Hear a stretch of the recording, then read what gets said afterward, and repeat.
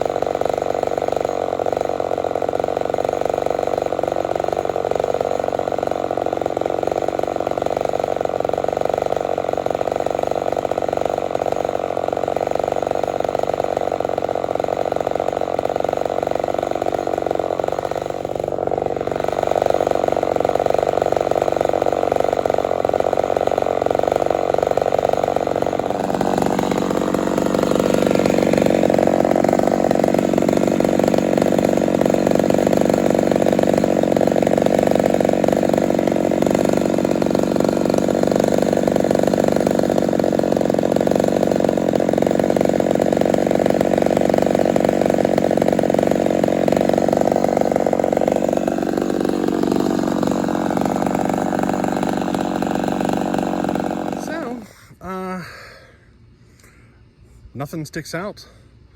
I think we got a successful build here so far. Everything seemed just fine.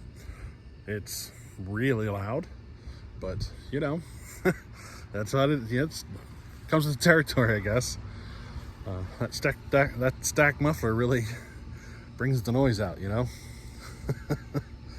But I don't know if you noticed it. It was right on the edge, kind of wanting to 4-stroke in the cut there, and I just leaned it out as a nibble to get rid of that, and that's kind of where I'm going to leave it for now.